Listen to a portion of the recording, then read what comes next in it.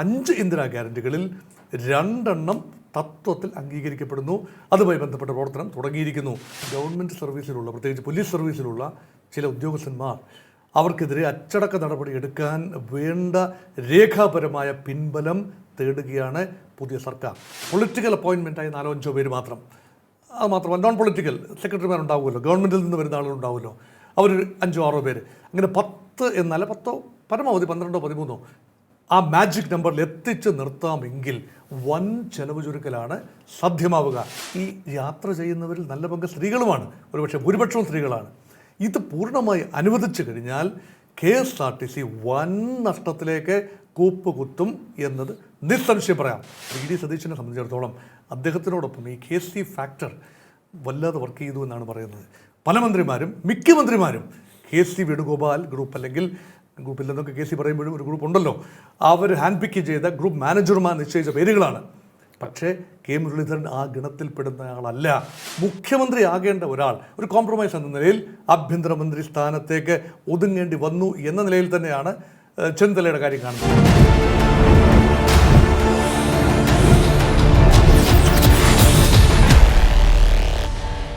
നമസ്കാരം, ടോക്കിംഗ് പോയിന്റിലേക്ക് സ്വാഗതം. മുഖ്യമന്ത്രി VD സതീശൻ വാക്കുപാലിച്ചു. സ്ത്രീകൾക്ക് അടുത്ത 15-ാം തീയതി മുതൽ സൗജന്യ ബസ് യാത്ര, ഒപ്പം തന്നെ വയോജനങ്ങൾക്കായി പ്രത്യേക വകുപ്പ് രൂപീകരിക്കുമെന്നും അദ്ദേഹം അറിയിച്ചിരിക്കുകയാണ്. മുഖ്യമന്ത്രി എന്ന നിലയിൽ VD സതീശൻ്റെ തുടക്കം ഗംഭീരമാണ്.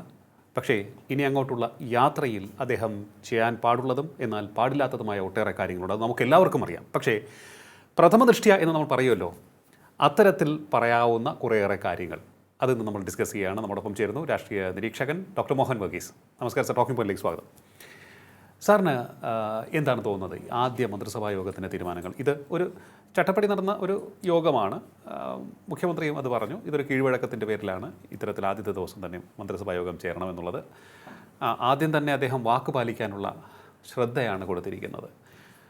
എന്താണ് അങ്ങേക്ക് പറയാനുള്ളത്? ഔപചാരികതയുടെ പേരിൽ ആണെങ്കിൽ പോലും ആ യോഗം നടന്നിരിക്കുന്നു, ക്യാബിനറ്റ് മീറ്റ് ചെയ്തിരിക്കുന്നു. ആദ്യ ക്യാബിനറ്റ് VD സതീശനും 21 അംഗ ക്യാബിനറ്റ് ചേർന്ന് തീരുമാനിച്ചിരിക്കുന്നത് പ്രധാനപ്പെട്ട തീരുമാനങ്ങൾ മാധ്യമങ്ങളോട് ഒരു ചെറിയ പുഞ്ചിരിയോടെ അദ്ദേഹം പറയുന്ന ഒരു കാഴ്ച. വളരെ റിലാക്സ്ഡ് ആയിട്ട്, വളരെ റിലാക്സ്ഡ് ആണ്. ഇടയ്ക്ക് ഒരു കണ്ണിറക്കലൊക്കെ ഉണ്ട്, അതൊക്കെ ആവശ്യമായി വരും. കാരണം എല്ലാം ഈ ഗ്യാരൻറ്റികൾ പലതാണ് പറഞ്ഞത്. ഇന്ദിരാ ഗ്യാരൻറ്റി എന്ന രൂപത്തിൽ 5 ഗ്യാരൻറ്റികൾ പറഞ്ഞതിൽ 2 തീരുമാനിച്ചിരിക്കുന്നു, നടപ്പാക്കാൻ തീരുമാനിച്ചിരിക്കുന്നു. അതിലൊന്ന്, ഏറ്റവും പ്രധാനപ്പെട്ട 1-ാം ഗ്യാരൻറ്റി തന്നെയാണ് സ്ത്രീകൾക്ക് സൗജന്യ KSRTC ബസ് സവാരി. അതിൽ നമുക്കറിയേണ്ടത് എല്ലാ സ്ത്രീകൾക്കും അനുവദനീയമാണോ? എല്ലാ വിഭാഗം KSRTC ബസ്സിലും അനുവദനീയമാണോ? എത്ര ദൂരത്തേക്കെങ്കിലും അനുവദനീയമാണോ? അതോ ചില ദൂരപരിധിയുണ്ടോ? ഇതെല്ലാം തന്നെ കൂടുതൽ അറിയേണ്ടതുണ്ട്. അതൊക്കെ ഒരു നോട്ടിഫിക്കേഷനിലൂടെ മാത്രമേ അറിയൂ. 15-ാം തീയതി വരെ, അടുത്ത മാസം, അതായത് ജൂൺ മാസം 15-ാം തീയതി വരെ ഒരു ബ്രീതിങ് സ്പേസ് കൂടിയുണ്ട്. അതിനുള്ളിൽ ചില കണക്കെടുപ്പുകൾ നടക്കാം. ചില വിഭാഗങ്ങൾക്കായി ആ ഒരു സൗജന്യ യാത്ര പരിമിതപ്പെടുത്തിയേക്കാം. അതുമാത്രമല്ല, ഒരു പക്ഷേ ഓർഡിനറി ബസ്സിൽ അല്ല എങ്കിൽ ഷോർട്ട് ഡിസ്റ്റൻസ് ബസ്സുകളിൽ ഒക്കെ മാത്രമായി ഇത് പരിമിതിപ്പെടുത്തിയേക്കാം. അല്ലെങ്കിൽ ഏതെങ്കിലും ഇൻകം പരിഗണനയുണ്ടോ, അതിനുവേണ്ടി പ്രത്യേക സർട്ടിഫിക്കറ്റ് ഹാജരാക്കേണ്ടതുണ്ടോ, KSRTC തന്നെ എന്തെങ്കിലും ഒരു കൺസെഷൻ ടിക്കറ്റ് എന്ന് പറയുന്ന പോലെ എന്തെങ്കിലും ഒരു കാർഡ് ഇഷ്യൂ ചെയ്യുമോ, ഒന്നും അറിയില്ല. അതിനെക്കുറിച്ചുള്ള ഡീറ്റെയിൽസ് ഒന്നും വർക്കൗട്ട് ചെയ്തിട്ടില്ല. അതാണ് ഒരു കാര്യം. അത് പ്രതീക്ഷിച്ചിരുന്നത് തന്നെയാണ്. ഇന്ന് തന്നെ ആ പ്രഖ്യാപനം ഉണ്ടാകും എന്നും പ്രതീക്ഷിച്ചിരുന്നു. അതിൽ അത്ഭുതമൊന്നുമില്ല. രണ്ടാമത്തെ പ്രധാനപ്പെട്ട കാര്യമെന്ന് പറയുന്നത് ഈ ആശാ വർക്കർമാർ. ആശാ വർക്കർമാരുമായി ബന്ധപ്പെട്ട വേതനം 3000 രൂപ വർദ്ധിപ്പിക്കാനുള്ള തീരുമാനമാണ്. ഇവ ആകെ ഉണ്ടായിരുന്ന ഗ്യാരണ്ടി 21,000 രൂപ വരെ വർദ്ധിപ്പിക്കും.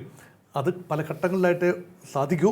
പക്ഷേ ഇത് ഒരു 3000 രൂപ പ്രതിമാസം വർദ്ധിപ്പിക്കുമ്പോൾ വലിയൊരു മാറ്റമാണ് അതിൽ വരുന്നത്. അതുപോലെ അതോടൊപ്പം തന്നെ ഈ അംഗൻവാടി ടീച്ചർമാർ, ഈ പാചക തൊഴിലാളികൾ, എന്തെങ്കിലും വിവിധ സെഗ്മെൻറ്റുകൾക്ക് 1000 രൂപ ഒരു സിംബോളിക് ഒരു റൈസ് ഇവിടെ പ്രഖ്യാപിച്ചിരിക്കുകയാണ്. അതൊരു ഗുഡ്വിൽ ജസ്റ്റർ എന്ന നിലയിൽ അതിനെ കാണാം. അപ്പോൾ ഈ ഇന്ദിരാ ഗ്യാരൻറ്റികളിൽ മറ്റ് 4 ഗ്യാരൻറ്റികൾ, ഒരു കാര്യം കൂടി, വയോജനങ്ങൾക്കൊരു പ്രത്യേക ഡിപ്പാർട്ട്മെൻറ്റ് തുടങ്ങും, ഒരു പ്രത്യേക വകുപ്പ് തുടങ്ങും. അതിന് എന്താണ് അതിനെക്കുറിച്ച് ഡീറ്റെയിൽസ് ഒന്നും വർക്കൗട്ട് ചെയ്തിട്ടില്ല. അപ്പോൾ 5 ഇന്ദിരാ ഗ്യാരൻറ്റികളിൽ 2 തത്വത്തിൽ അംഗീകരിക്കപ്പെടുന്നു. അതുമായി ബന്ധപ്പെട്ട പ്രവർത്തനം തുടങ്ങിയിരിക്കുന്നു. 2, ഈ ഗ്യാരണ്ടികൾക്ക് പുറത്തുള്ള ആശാ വർക്കേഴ്സ്, മറ്റ് ജീവനക്കാർ അത് വന്നിരിക്കുന്നു. പക്ഷേ പാചകത്തൊഴിലാളികൾ അങ്ങനെ പല വിഭാഗങ്ങളാണ്. അപ്പോൾ അതോടൊപ്പം ചേർത്ത് വായിക്കേണ്ട മറ്റൊരു പൊളിറ്റിക്കൽ സ്റ്റേറ്റ്മെൻറ്റ് കൂടിയുണ്ട്. ഈ ആലപ്പുഴ ജില്ലയിലൂടെ കറക്റ്റ് യാത്ര കടന്ന് പിണറായി വിജയൻ്റെ ഈ നവകേരള യാത്ര കടന്നു വന്നപ്പോൾ അവിടെ ചില അസ്വാസ്ഥ്യങ്ങളുണ്ടായി, ചില കരിങ്കൊടികളുണ്ടായി. കറുപ്പ് നിറത്തോട് പ്രത്യേകിച്ച് വലിയ അലർജിയാണ് ഈ കാറിൻ്റെ കാര്യത്തിൽ ഒഴിച്ച്. കാറിൻ്റെ കറുപ്പ് കുഴപ്പമൊന്നുമില്ല, പക്ഷെ മറ്റ് കറുപ്പുകളൊക്കെ ലേശം അലർജിയാണ്. അതുകൊണ്ട് ചില രക്ഷാപ്രവർത്തനങ്ങൾ അവിടെ നടന്നു. ആ രക്ഷാപ്രവർത്തനങ്ങൾക്ക് ഗൺമാനെയാണ് ഉപയോഗിച്ചത് എന്നതാണ് സാക്ഷ്യം. അങ്ങനെയെങ്കിൽ അതുമായി ബന്ധപ്പെട്ട ചിത്രങ്ങളൊന്നും അവൈലബിൾ അല്ല എന്ന് പറഞ്ഞുകൊണ്ട് പോലീസിൻ്റെ ഭാഗത്ത് നിന്ന് കേസ് ക്ലോസ് ചെയ്യാനുള്ള ശ്രമം നടന്നു. അതിനെതിരെ പോയ പരാതിയിൽ കോടതി തീരുമാനിച്ചത് ഒന്നുകൂടി അന്വേഷിക്കണം, പുനരന്വേഷണം വേണം, പുനരന്വേഷണം നടത്താൻ UDFൻ്റെ ആദ്യ മന്ത്രിസഭാ യോഗം തീരുമാനിച്ചിരിക്കുന്നു.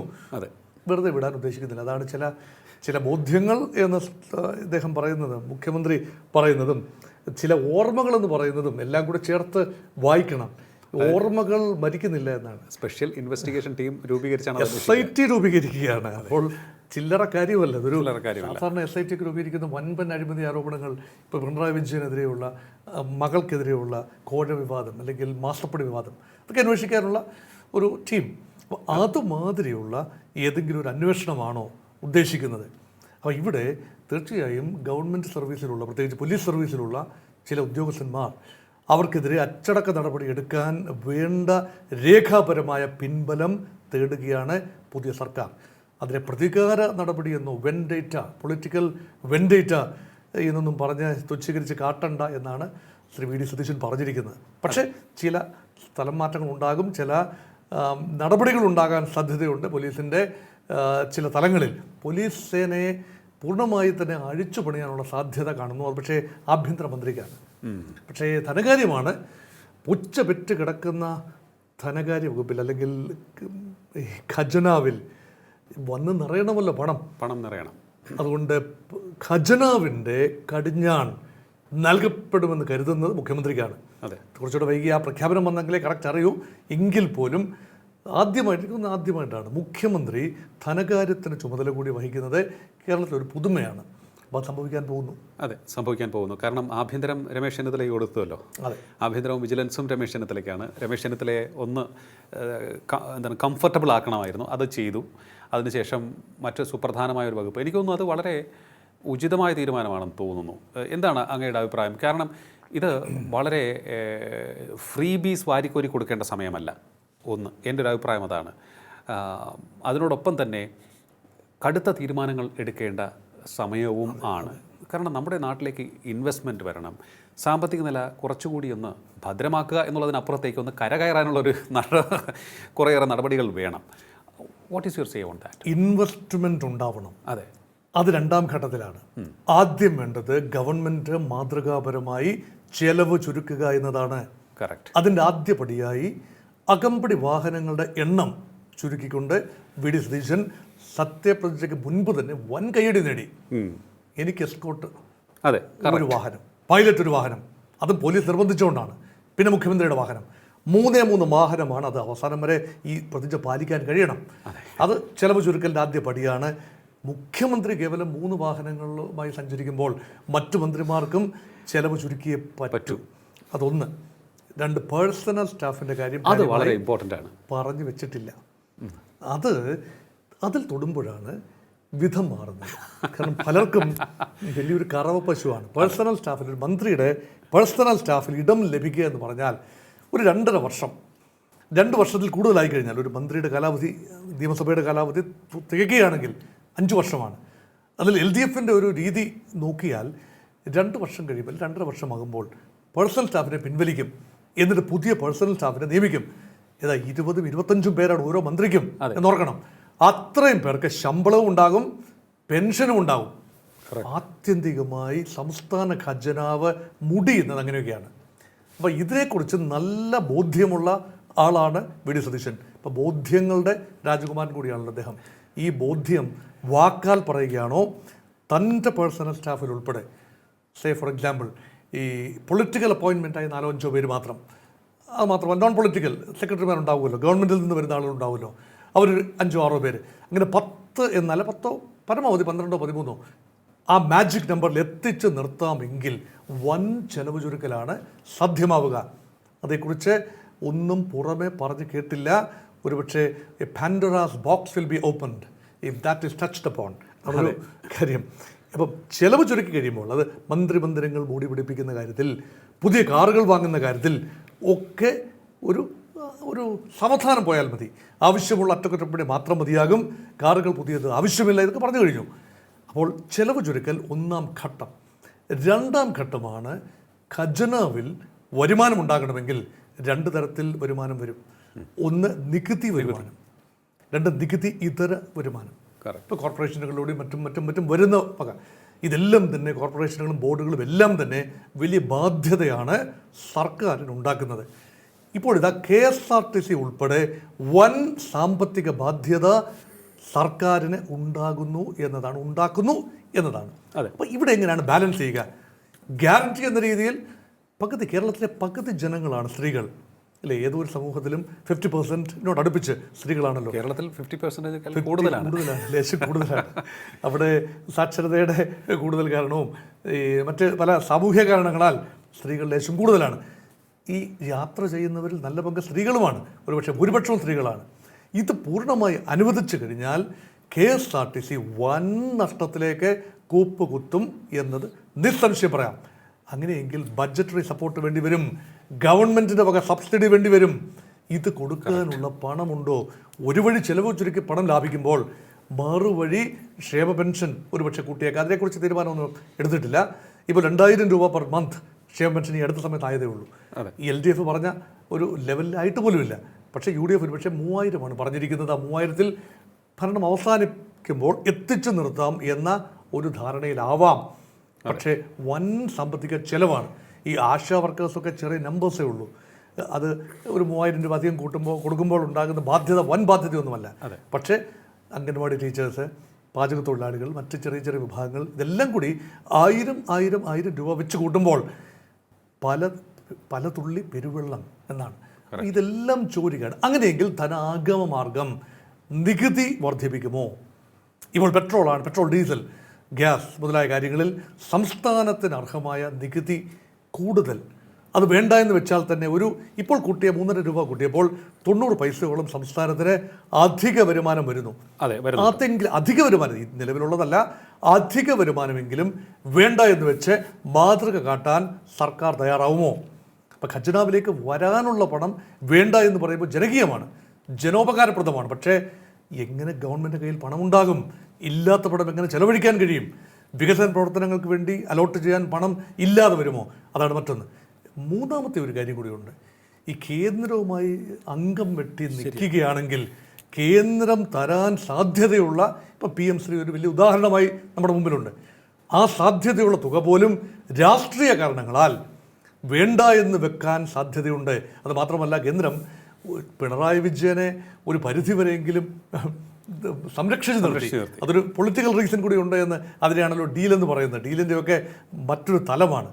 പക്ഷേ ഈ ഒരു ഡീലും ഉണ്ടാവില്ല എന്ന് പറയുന്ന VD സതീശൻ, കർക്കശക്കാരനായ VD സതീശൻ നയിക്കുമ്പോൾ സതീശൻ്റെ ഭരണകൂടത്തെ പരമാവധി ഞെരുക്കാൻ എന്തെല്ലാം ചെയ്യാമോ? അപ്പോൾ എന്തെങ്കിലും വകുപ്പുകൾ ഇവിടെ നിന്ന് പറയുകയാണെങ്കിൽ മറുവകുപ്പുകൾ കേന്ദ്രത്തിനും പറയാനുണ്ടാവും. അവസാനം കേരളത്തിലെ ജനതയാവും കേന്ദ്രവും സംസ്ഥാനവും തമ്മിലുള്ള സംഘടനത്തിൽ ബലിയാടാവുന്നത്. കേരളത്തിൻ്റെ വികസനമാവും, ജനതയാകും, സാധാരണക്കാരാവും. ഇത് വലിയൊരു പ്രതിസന്ധി തന്നെയാണ്. പക്ഷേ അതെങ്ങനെ തരണം ചെയ്യാം? PM ശ്രീ കാര്യത്തിലാണെങ്കിൽ പോലും തമിഴ്നാടും കേരളവും ഒഴിച്ച് കോൺഗ്രസ് ഭരിക്കുന്ന മറ്റ് സംസ്ഥാനങ്ങൾ പോലും PM ശ്രീയിൽ ഒപ്പിട്ട് അതുമായി മുന്നോട്ട് പോകുന്നു. അപ്പം ഇവിടെ മാത്രം ചില ദുരഭിമാനങ്ങൾ, ചില കടുംപിടുത്തങ്ങൾ. ഇനി ഏതെങ്കിലും കാരണവശാൽ കേന്ദ്രവുമായി സഹകരിച്ചാൽ LDF പുരപ്പുറത്ത് കയറി വിളിച്ചു പോവും. ഇതാ ഡീൽ ആര് തമ്മിലാണ്? UDF-ഉം BJP-യും തമ്മിലാണ് ഡീൽ എന്ന് പറയും. ഇതുകൊണ്ട് രാഷ്ട്രീയമായ ചില കാരണങ്ങളുണ്ട്. അതുകൊണ്ട് അത് സാമ്പത്തികമായ ചില ഞെരുക്കങ്ങളിൽ എത്തി നിൽക്കുമോ എന്ന ശങ്ക എല്ലാവർക്കുമുണ്ട്. ഈ വേറൊരു കാര്യം, ഇപ്പോൾ LDF പ്രതിപക്ഷത്തേക്ക് പോയി, UDF ഭരണത്തിൽ വന്നു, BJP-ക്ക് 3 അംഗങ്ങളുണ്ട്, കേന്ദ്രത്തിൽ BJP ഭരണം. ഈ ഒരു സാഹചര്യത്തിൽ നമ്മളിപ്പോൾ തിരഞ്ഞെടുപ്പ് പ്രചരണ രംഗത്ത് ജനങ്ങളെ കൺഫ്യൂസ് ചെയ്യിക്കുവാൻ പലർക്കും കഴിഞ്ഞു. അതേ നിലപാട് കേരളത്തിലെ പ്രതിപക്ഷം തുടരാനുള്ള സാധ്യത കൂടുതലാണ്. ഈ PM ശ്രീയുമായി ബന്ധപ്പെട്ട് ഇടതുപക്ഷം അവരുടെ അണികൾക്കിടയിലേക്ക് പ്രചരിപ്പിക്കുന്നത് നമ്മൾ പഠിക്കുന്ന പാഠ്യ വിഷയങ്ങൾ കംപ്ലീറ്റ് തിരുത്തിക്കുറിക്കും, അത് അശാസ്ത്രീയമാക്കും. ചന്ദ്രനിലേക്ക് ആദ്യമായി പോയത് ഹനുമാനാണെന്ന് പറയും, അല്ലെങ്കിൽ സൂര്യൻ, അത്തരത്തിലുള്ള രീതിയിൽ അവർ സംസാരിക്കുകയാണിപ്പോൾ. അപ്പോൾ ആ ഒരു തെറ്റായ പ്രചരണങ്ങൾ അഴിച്ചുവിടാനുള്ള സാധ്യതയും കൂടുതലല്ലേ ഈ സമയത്ത്? കാരണം ഇപ്പോൾ ഇൻഫർമേഷൻ ടെക്നോളജി അതിൻ്റെ പീക്കിലേക്ക് പോയിക്കൊണ്ടിരിക്കുകയാണ്. സ്മാർട്ട് ഫോണുകൾ എല്ലാവരുടെ കൈകളിലേക്ക് എത്തിക്കഴിഞ്ഞു. ഇൻ്റർനെറ്റിനെ തെറ്റായ രീതിയിൽ ആണ് കൂടുതൽ പേരും ഉപയോഗിക്കുന്നത്. എങ്ങനെയാണ് ഇൻ്റർനെറ്റ് ഉപയോഗിക്കേണ്ടത്? ഇൻ്റർനെറ്റ് സാക്ഷരത നമുക്ക് വളരെ കുറവുമാണ്. അപ്പോൾ ഈ സമയത്ത് ജനങ്ങളെ തെറ്റിദ്ധരിപ്പിക്കാൻ കൂടുതൽ എളുപ്പമായ ഒരു സാഹചര്യം കൂടി സൃഷ്ടിക്കപ്പെട്ടിരിക്കുമ്പോൾ എത്രത്തോളം ഈസി ആയിരിക്കും, എത്രത്തോളം സ്മൂത്തായിട്ട് ഈ ഭരണം മുന്നോട്ട് കൊണ്ടുപോകാൻ സതീശന് സാധിക്കും? രാഷ്ട്രീയ പ്രബുദ്ധതയ്ക്ക് പേരുകേട്ട സംസ്ഥാനമാണ് കേരളം. രാഷ്ട്രീയ വിദ്യാഭ്യാസം ഇന്ത്യയിൽ ഏറ്റവും അധികം ഉള്ളതും കേരളത്തിലാണ്. അതേസമയം ചില സങ്കുചിതമായ ചിന്തകളുമുണ്ട്. അത് ഒരു പ്രൈമോർഡിയൽ ലോയൽറ്റീസ് ഇപ്പോഴും അരങ്ങ് വാഴുന്നുമുണ്ട്. അപ്പോൾ ഇതിനെല്ലാം മധ്യേ നിന്നുകൊണ്ട് വേണം തീരുമാനങ്ങൾ എടുക്കാൻ. ഈ മൗലിക ധർമ്മങ്ങളുടെ കൂട്ടത്തിൽ ഒരു ഒരു ഒരു ഒരു വകുപ്പുണ്ട്. അത് ഈ ഡെവലപ്പ് സയൻറ്റിഫിക് മൗലിക കടമകൾ, അത് ഏതാണ് മൗലിക കടമകളാണ്. അതെ, ടു ഡെവലപ്പ് സയൻറ്റിഫിക് ടെമ്പർ നിർദ്ദേശക തത്വങ്ങളിലുമുണ്ട്. അപ്പോൾ ഈ ശാസ്ത്രീയമായ ഒരു അടിത്തറ ഉണ്ടാകണം സിലബസിന്. അത് കെട്ടുകഥകളോ കേട്ടുകേൾവികളോ അല്ലെങ്കിൽ മതവിശ്വാസമോ അതുമായി ബന്ധപ്പെട്ട മിത്തുകളോ ഒന്നും തന്നെ ആകേണ്ടതില്ല. അപ്പം ഇവിടെ കമ്മ്യൂണിസ്റ്റ് പാർട്ടി എപ്പോഴും പറഞ്ഞിരുന്നത് ഞങ്ങൾ ചില ശാസ്ത്രസത്യങ്ങൾ ഉയർത്തിപ്പിടിക്കുന്നു, ഞങ്ങൾ ഒബ്ജക്റ്റീവാണ്, റാഷണലാണ്. പക്ഷേ ഇപ്പോൾ UDFനും അത് തന്നെ പറയാം. യഥാർത്ഥ കമ്മ്യൂണിസ്റ്റുകൾ UDFിനുള്ളിലാണ് എന്നാണ് ഇപ്പോഴുള്ള ഒരു വിശകലനം. UDF തന്നെ പറയുന്നത് അങ്ങനെയാണ്. അപ്പുറത്തുള്ളത് ക്രോണി ക്യാപിറ്റലിസ്റ്റുകളാണ്. കമ്മ്യൂണിസ്റ്റ് മേലങ്കിയാണ് ഞാൻ അട്ടുനോലടിഞ്ഞ ചെന്നായി എന്ന് പറയുന്ന പോലെ ക്യാപിറ്റലിസ്റ്റുകളാണ്. ഇവിടെയുള്ളതിൽ 2 പേരെങ്കിലും സത്യപ്രതിജ്ഞ ചെയ്ത് അധികാരം ഏറ്റെടുത്തിരിക്കുന്നത് ദൃഢപ്രതിജ്ഞയാണ്, ദൈവനാമത്തിലല്ല. അത് രണ്ടും തന്നെ കമ്മ്യൂണിസ്റ്റ് ബന്ധമുള്ള കക്ഷികളാണ്. ഒന്ന് RSPയുടെ നോമിനി ഷിബു ബേബി ജോൺ, അദ്ദേഹം ലത്തീൻ കത്തോലിക്ക സമുദായത്തിൻ്റെ കോട്ടായിൽ വന്നതാണ് എന്ന് പറയാനാവില്ലല്ലോ. അദ്ദേഹം RSPയുടെ കോട്ടായിൽ വന്നതാണ്. അതുപോലെ CP ജോൺ അദ്ദേഹം മാർത്തോമാ സഭയുടെ കോട്ടായിൽ വന്നതാണെന്ന് പറയാനാവില്ലല്ലോ. ക്രിസ്ത്യൻ കോട്ടായിൽ വന്നതാണെന്ന് പറയാനാവില്ലല്ലോ. അദ്ദേഹവും ദൃഢ പ്രതിജ്ഞയാണ് ചെയ്തിരിക്കുന്നത്. മറ്റെല്ലാവരും ദൈവനാമത്തിൽ. അപ്പം VD സതീശൻ ഉൾപ്പെടെ തൻ്റെ ജാതിപ്പേർ ഉൾപ്പെടെ പറഞ്ഞുകൊണ്ട് ദൈവനാമത്തിൽ തന്നെയാണ് സത്യപ്രതിജ്ഞ ചെയ്തിരിക്കുന്നത് എന്ന് ഓർക്കണം, അല്ലേ? വടശ്ശേരി ദാമോദര മേനോൻ സതീശൻ എന്ന് തന്നെയാണ് പൂർണ്ണ പേര് പറയുമ്പോൾ ഐഡൻറ്റിറ്റി വ്യക്തമാക്കി വളരെ വിശ്വാസത്തോടു കൂടി ദൈവനാമത്തിൽ സത്യപ്രതിജ്ഞ ചെയ്തു. അപ്പം ഇതെല്ലാം തന്നെ ഭഗവാന്റെ സന്നിധിയിൽ ദൈവനാമത്തിൽ ചെയ്താലും ദൃഢമായ പ്രതിജ്ഞ ചെയ്താലും ഒബ്ജക്റ്റിവിറ്റി അവിടെ റീറ്റെയിൻ ചെയ്യണം. കാരണം ഭഗവാൻ പ്രത്യേക ഒരു ഇഷ്ടാനിഷ്ടങ്ങൾ ഉണ്ടെന്ന് പറയാനാവില്ല, എല്ലാവരുടെയുമാണ്. ജനത്തെ വേർതിരിച്ച് കാണാനാവില്ല, ജാതിമത വിഭാഗങ്ങളെ തമ്പുരാൻ വേർതിരിച്ച് കാണില്ല എന്നൊരു ചിന്തയാണ്. അതുകൊണ്ട് തന്നെ കേരളത്തിലെ പുതുയുഗം എന്ന് പറയുമ്പോൾ ഒരു വർഗീയതയ്ക്കെതിരെ, കമ്മ്യൂണലിസത്തിനെതിരെ, സങ്കുചിതത്വത്തിനെതിരെ, അത് ന്യൂനപക്ഷ വർഗീയതയാകട്ടെ ഭൂരിപക്ഷ വർഗീയതയാകട്ടെ എല്ലാത്തിനുമെതിരെ. മുസ്ലിം ലീഗ് കടുംപിടുത്തം പിടിക്കാൻ പാടില്ല, അല്ലേ? ഏതെങ്കിലും സമുദായ സംഘടനകൾ മെക്കിട്ട് കയറാൻ പാടില്ല. അവരെല്ലാം അർഹിക്കുന്ന ബഹുമാനം കൊടുത്തുകൊണ്ട് തന്നെ, ചേർത്ത് പിടിച്ചുകൊണ്ട് തന്നെ, എന്നാൽ ഏതെങ്കിലും വിഭാഗത്തിൻ്റെ തടവിലാകാതെ പോകണം. ഈ കാര്യം കേന്ദ്രവുമായി ബന്ധപ്പെട്ട കാര്യത്തിൽ ഏതെങ്കിലും രീതിയിൽ സമ്മർദ്ദമുണ്ടായാൽ അത് ചെറുക്കുന്നതിന് ഒബ്ജക്റ്റീവായി ഉപയോഗിക്കാൻ കഴിയണം. പക്ഷേ പലപ്പോഴും ബുദ്ധിമുട്ട് വരുന്നത് സിലബസിൽ ഉൾപ്പെടെ പരിഷ്കാരങ്ങൾ വേണ്ടി വരുമ്പോൾ അത് PM3യിൽ സൈൻ ചെയ്തു എന്നതുകൊണ്ട് മാത്രം ചില നിബന്ധനകൾക്ക് വഴങ്ങേണ്ടി വരുന്നു. ഈ നിബന്ധനകൾ പലതും സിംബോളിക്കാണ്, അല്ല സമഗ്രമായ സിലബസ് പരിഷ്കരണമൊന്നും അല്ല ഉദ്ദേശിക്കുന്നത്. സിംബോളിക്കായ ഒരു പക്ഷേ പ്രധാനമന്ത്രിയുടെ ചിത്രം, പ്രധാനമന്ത്രിയുടെ പേര്, അല്ലെങ്കിൽ PM3 എന്ന് പറയുന്നത് ഈ പ്രധാനമന്ത്രിയുടെ പേരിലാണല്ലോ. പ്രധാനമന്ത്രി ധൻ ജൻ യോജന PMൻ്റെ പേരിലാണ്. PM ഇപ്പോൾ നരേന്ദ്രമോദിയാണ്, പക്ഷേ നാളെ അതൊരു കോൺഗ്രസ് പ്രധാനമന്ത്രി ആയിക്കൂടായികയില്ല. അതുകൊണ്ട് അവിടെയാണ് ഒരു ഫെഡറൽ ബഹുമാനം, പരസ്പര ബഹുമാനം, കേന്ദ്രവും കേരളവും തമ്മിൽ പരസ്പര ബഹുമാനത്തോടെ മുന്നോട്ട് പോകാനാവുമെങ്കിൽ VD സതീശന് നല്ല നാക്കുണ്ട്. കേന്ദ്രത്തിൽ നിന്നും അർഹതപ്പെട്ട സഹായം ചോദിച്ചു വാങ്ങി കേന്ദ്ര നിബന്ധനകൾ ന്യായമെങ്കിൽ, ഫെഡറൽ സ്പിരിറ്റിന് ചേരുന്നതെങ്കിൽ അത് അംഗീകരിച്ചുകൊണ്ട് തന്നെ ജനങ്ങളോട് പറയാൻ കഴിയണം.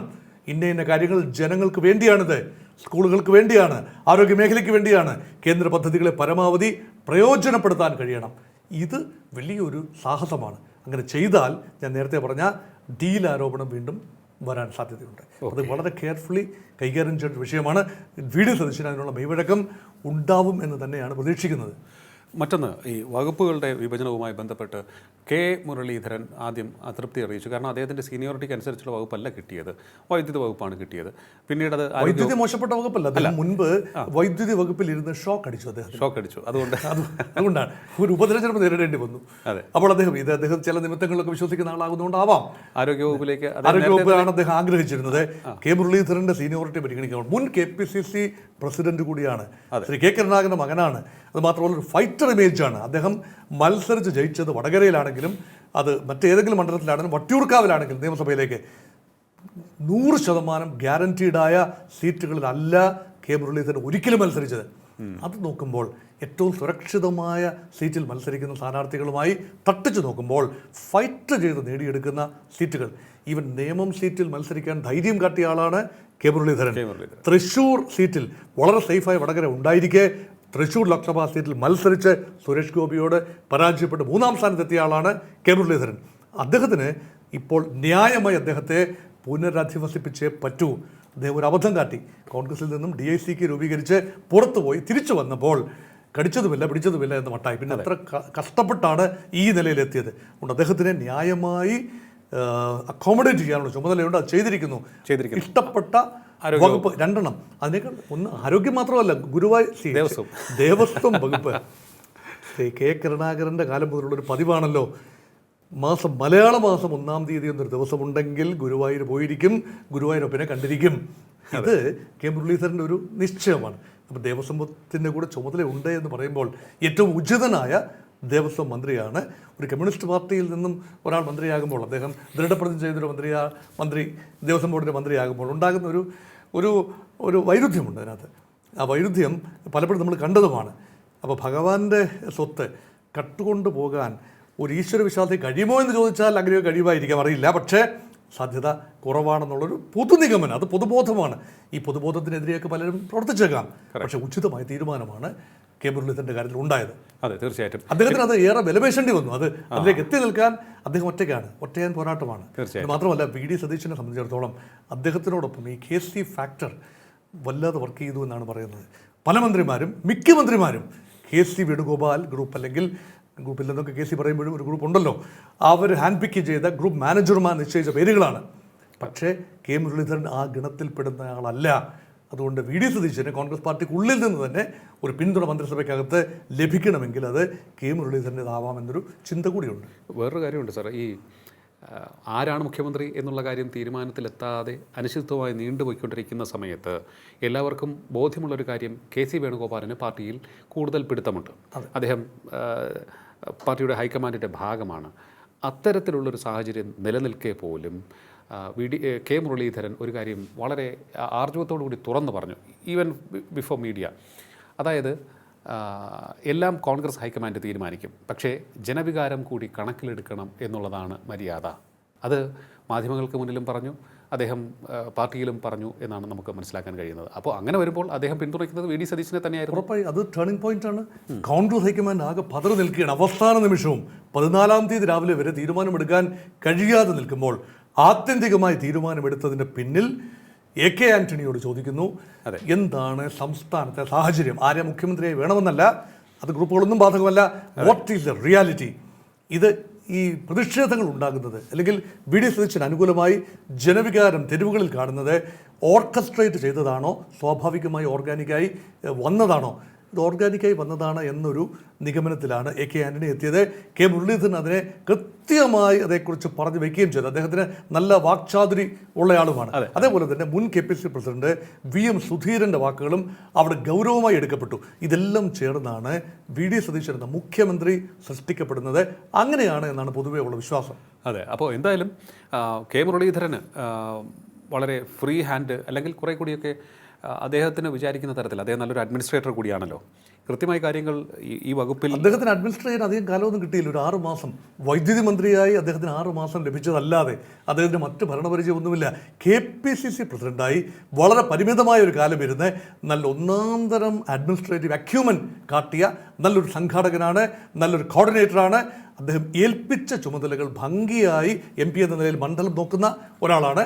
അതെല്ലാം തന്നെ ഭംഗിയായി നിർവഹിച്ച കെ മുരളീധരന് വലിയൊരു ഭാവി തന്നെയുണ്ട് കോൺഗ്രസിൽ. പക്ഷേ അദ്ദേഹം ഇപ്പോൾ ഈ KC വേണുഗോപാലിനോടോ അല്ലെ അതിനേക്കാൾ തലപ്പൊക്കത്തിലോ നിൽക്കേണ്ട ഒരു ആളാണ്, അല്ലെങ്കിൽ രമേശ് ചെന്നിത്തലയോളം തന്നെ തലപ്പൊക്കത്തിൽ നിൽക്കേണ്ട ഒരാളാണ്. പക്ഷേ ഇടയ്ക്ക് വന്നൊരു അബദ്ധസഞ്ചാരം, വിത്തിൻ കൊട്ടേഷൻ അബദ്ധസഞ്ചാരം, ഒരു പക്ഷേ അദ്ദേഹത്തിൻ്റെ ഈ സ്ഥാനങ്ങൾ നേരത്തെ ലഭിക്കാമായിരുന്ന ചില സൗഭാഗ്യങ്ങൾ വൈകി എന്നാണ്. ഈവൻ മുഖ്യമന്ത്രി കസേര പോലും, മുഖ്യമന്ത്രി കസേരയിലേക്ക് എത്താനുണ്ടാകുന്ന ഒരു നോമിനാണ് ഇപ്പോൾ പോലും. അത് ആ വരവുണ്ടല്ലേ, ആ KPCC പ്രസിഡന്റ് സ്ഥാനത്തേക്കുള്ള വരവും സർവ്വസമ്മതനായി ഗ്രൂപ്പുകൾക്ക് അതീതനായി പ്രവർത്തിക്കാൻ അന്ന് കാട്ടിയ ഒരു നയചാതുരി, ഇതെല്ലാം തുടർന്നിരുന്നു എങ്കിൽ ഈ അവസ്ഥയിൽ എത്തില്ലായിരുന്നു. പക്ഷേ ബെറ്റർ ലേറ്റ് ദൻ നെവർ എന്നാണല്ലോ പ്രമാണം. കറക്റ്റ്. മറ്റൊന്ന്, ഈ ആഭ്യന്തര വകുപ്പ് ഇപ്പോൾ പോലീസിൻ്റെ ഒരു കാര്യം, നേരത്തെ നമ്മൾ തന്നെ പറഞ്ഞ ഒരു വിഷയമുണ്ട്. ഈ രക്ഷാപ്രവർത്തനത്തിന് ഉത്തരവാദികളായവർക്കെതിരെ സ്പെഷ്യൽ ഇൻവെസ്റ്റിഗേറ്റീവ് ടീം രൂപീകരിച്ച് അന്വേഷണം നടത്താനുള്ള തീരുമാനം. അപ്പോൾ അത്തരത്തിലുള്ള കാര്യങ്ങളൊക്കെ ഹാൻഡിൽ ചെയ്യേണ്ട വകുപ്പ് ആഭ്യന്തര വകുപ്പാണ്, രമേശ് ചെന്നിത്തലയാണ്. അദ്ദേഹം പുതുമുഖമൊന്നുമല്ല, അദ്ദേഹം മുൻപും ആഭ്യന്തരമന്ത്രി തന്നെ ആയിരുന്ന ഉമ്മൻചാണ്ടി മന്ത്രിസഭയിൽ ആഭ്യന്തരമന്ത്രിയായിരുന്നു, താക്കോൽ സ്ഥാനത്തിരുന്നയാളാണ്. ആ താക്കോൽ സ്ഥാനം എന്ന വാക്ക് തന്നെ ഈ കേരളത്തിന് പരിചയപ്പെടുത്തിയത് G. സുകുമാരൻ നായരാണ്. NSSന് പ്രിയപ്പെട്ടവർ താക്കോൽ സ്ഥാനത്തേക്ക് വരേണ്ട ആവശ്യകത ഊന്നി പറഞ്ഞപ്പോൾ താക്കോൽ സ്ഥാനം നായർ സമുദായത്തിൽപ്പെട്ട രമേശ് ചെന്നിത്തലയ്ക്ക് കരഗതമായി എന്നുകൂടി വിശ്വസിക്കുന്നവരുണ്ട്. ഇപ്പോൾ NSSൻ്റെ ഒരു നോമിനി എന്നുള്ള നിലയിലല്ല, മറിച്ച് മുഖ്യമന്ത്രി ആകേണ്ട ഒരാൾ ഒരു കോംപ്രമൈസ് എന്ന നിലയിൽ ആഭ്യന്തരമന്ത്രി സ്ഥാനത്തേക്ക് ഒതുങ്ങേണ്ടി വന്നു എന്ന നിലയിൽ തന്നെയാണ് ചെന്നിത്തലയുടെ കാര്യം കാണുന്നത്. പക്ഷേ അവിടെ മറ്റൊരു അധികാര കേന്ദ്രമായി മാറുമോ, അതോ ജെല്ല് ചെയ്ത് മുഖ്യമന്ത്രിയും ആഭ്യന്തരമന്ത്രി മറ്റു മന്ത്രിമാരും ഒരു ജെൽഡായി പ്രവർത്തിക്കുമോ എന്നത് മാത്രമാണ് ഇപ്പോൾ ആശങ്ക. യെസ്, എന്തായാലും 21 അംഗ മന്ത്രിസഭയാണ് അധികാരമേറ്റിരിക്കുന്നത്. ഇനിയുള്ള കാര്യങ്ങളൊക്കെ തന്നെ വേഗത്തിൽ മുന്നോട്ട് കൊണ്ടുപോകുമെന്ന് അദ്ദേഹം പറഞ്ഞിട്ടുണ്ട്. അടുത്ത മന്ത്രിസഭാ യോഗത്തിൽ കൂടുതൽ കാര്യങ്ങൾ തീരുമാനിക്കുമെന്ന് പറഞ്ഞിട്ടുണ്ട്. പക്ഷേ നേരത്തെ സാർ പറഞ്ഞൊരു കാര്യം, അത് വളരെ വാലിഡായിട്ടുള്ള ഒന്നാണ്. കേന്ദ്രവുമായുള്ള ബന്ധം ഏത് തരത്തിലായിരിക്കും എന്നുള്ളത്. കേന്ദ്രത്തിന് കേരളത്തോട് ഏതെങ്കിലും തരത്തിലുള്ള വിമുഖത തോന്നിയാൽ അത് നമുക്കെല്ലാവർക്കും ദോഷകരമായി വരുന്ന ഒരു കാര്യമായിരിക്കും. അപ്പോൾ ഈ കേരളവും കേന്ദ്രവും തമ്മിലുള്ള ബന്ധം തീർച്ചയായിട്ടും അങ്ങ് പറഞ്ഞതുപോലെ ഈ നയപരമായി സംസാരിക്കാൻ കഴിയുന്ന VD സതീശൻ, ഒപ്പം തന്നെ UDFൻ്റെ ഭാഗമായി പ്രധാനമന്ത്രിക്ക് പോലും നല്ല അഭിപ്രായമുള്ള കുറേയേറെ MP-മാർ, ഇവരുടെയൊക്കെ തന്നെ ഇടപെടൽ, ഇതെല്ലാം കൊണ്ടും എനിക്ക് തോന്നുന്നു ഒരു കേരളവും കേന്ദ്രവും തമ്മിലുള്ള ബന്ധം സ്മൂത്താക്കുന്നതിന് വേണ്ടി ഒരു പ്രത്യേക യജ്ഞം അല്ലെങ്കിൽ ഒരു പ്രത്യേക ടീം തന്നെ വേണ്ടി വന്നേക്കും തോന്നുന്നു. ഒരു പ്രതിനിധി വേണ്ടി വരും. ഇപ്പോൾ സ്ഥാനമാനങ്ങളൊന്നും ലഭിക്കാത്ത ഒരാൾ ക്യാബിനറ്റ് റാങ്കോട് കൂടി ഈ KV തോമസ് സാർ ഇരിക്കുന്ന കസേരയിൽ ഡൽഹിയിൽ ഇരിക്കേണ്ടതുണ്ട്, കാര്യങ്ങളൊന്ന് സ്മൂത്താക്കി വരാൻ.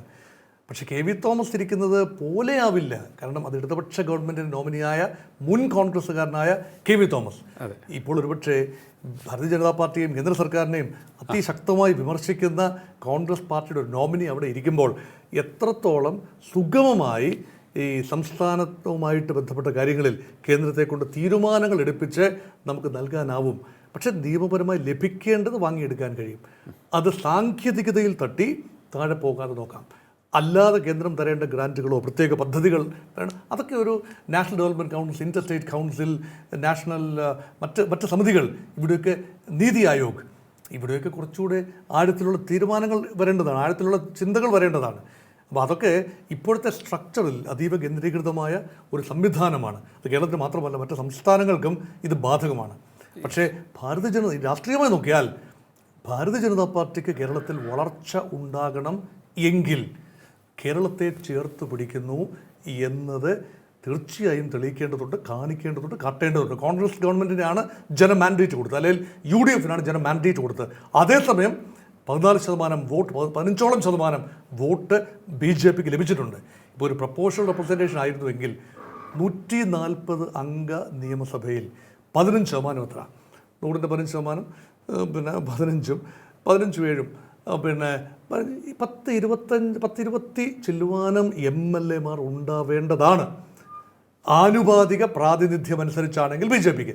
പക്ഷേ ലഭിച്ചത് 3 MLA-മാരാണ്. ഇത് first past the post system അല്ലേ, simple majority, single member constituency, simple majority സിസ്റ്റമാണ് ഇവിടെ ഓപ്പറേറ്റ് ചെയ്തിരിക്കുന്നത്. അതുകൊണ്ട് മാത്രം പിന്തള്ളപ്പെടുന്നു. പക്ഷെ അങ്ങനെയാണ് എല്ലായിടത്തും. അത് കോൺഗ്രസ് ഭരിക്കുമ്പോഴും അങ്ങനെ തന്നെയായിരുന്നു. അപ്പോൾ ആ ഒരു സാഹചര്യത്തിൽ BJPക്ക് ഒരു വളർച്ച ലഭിക്കണമെങ്കിൽ, ബംഗാൾ മോഡലിൽ ഒരു വളർച്ച ലഭിക്കണമെങ്കിൽ 2016 തിരഞ്ഞെടുപ്പിൽ കേവലം 293-ൽ 3 സീറ്റ് മാത്രമായിരുന്നു BJPക്ക്. അത് 2021 ആയപ്പോൾ 77 സീറ്റായി മാറി. അതിപ്പോൾ 2026 ഇപ്പോൾ നടന്ന, കേരളത്തോടൊപ്പം നടന്ന തെരഞ്ഞെടുപ്പിൽ 212 സീറ്റായി മാറുന്ന ഒരു കാഴ്ച കണ്ടു. അപ്പോൾ അവിടെ ഒരു സംസ്ഥാനത്തിൻ്റെ ജനങ്ങളുടെ മനസ്സിലേക്ക് ഇറങ്ങാൻ കേന്ദ്ര സർക്കാരിനും കഴിയണം. എങ്കിൽ മാത്രമേ ആ ഡബിൾ എഞ്ചിൻ എന്ന് പറയുന്നതിന് പ്രയോജനം ലഭിക്കൂ. അല്ല എങ്കിൽ ഡബിൾ എഞ്ചിൻ എന്ന് പറയാനേ പറ്റൂ. കറക്റ്റ്. അതുകൊണ്ട് കേരളത്തെ ദ്രോഹിക്കുന്നൊരു നടപടി കേന്ദ്രം ചെയ്യുമെന്ന് പ്രതീക്ഷിക്കുന്നില്ല. പക്ഷേ അതിന് സാഹചര്യമൊരുക്കാൻ തന്ത്രപരമായ സമീപനത്തിലൂടെ സംസ്ഥാന സർക്കാർ രാഷ്ട്രീയം മാറ്റിവെച്ചിട്ട് സംസ്ഥാനത്തിൻ്റെ വികസനം മാത്രം ലക്ഷ്യമാക്കി വേണ്ട വിട്ടുവീഴ്ചകൾ ചെയ്യുകയും കടുംപിടുത്തങ്ങൾ ഉപേക്ഷിക്കുകയും പ്രായോഗിക നിലപാട് സ്വീകരിക്കുകയും ചെയ്താൽ അർഹതപ്പെട്ടത് മറ്റ് തടസ്സങ്ങളില്ലാതെ വാങ്ങിയെടുക്കാനും ചെലവഴിക്കാനും കഴിയും. അതിൻ്റെ ക്രെഡിറ്റ് കേന്ദ്രത്തിന് കൂടി ലഭിക്കും. നാഷണൽ ഹൈവേ ആണെങ്കിലും ശരി, മറ്റ് ഇതാണെങ്കിലും ശരി. അതുമാത്രമല്ല, കേന്ദ്രവും സംസ്ഥാനവും ചേർന്ന് നടത്തുന്ന പദ്ധതികളുണ്ട്. ഇതൊക്കെ ഏതെങ്കിലും ഒരു സംസ്ഥാനം ഒരു കാര്യം ഉദ്ഘാടനം ചെയ്യുന്നു, കേന്ദ്രമന്ത്രിയെ വിളിക്കാതിരിക്കാൻ പറ്റുമോ? അല്ലെങ്കിൽ കേന്ദ്രമന്ത്രി മാത്രം വന്ന് ചെയ്യുന്നു സംസ്ഥാനത്തെ അവഗണിച്ചുകൊണ്ട്? അങ്ങനല്ല. ഇത് പാർട്ട്ണർഷിപ്പ്.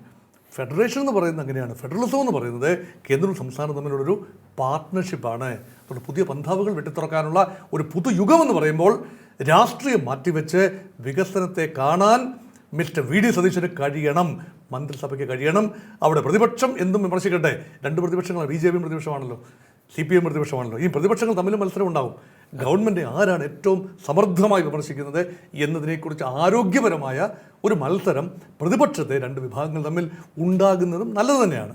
കറക്റ്റ്.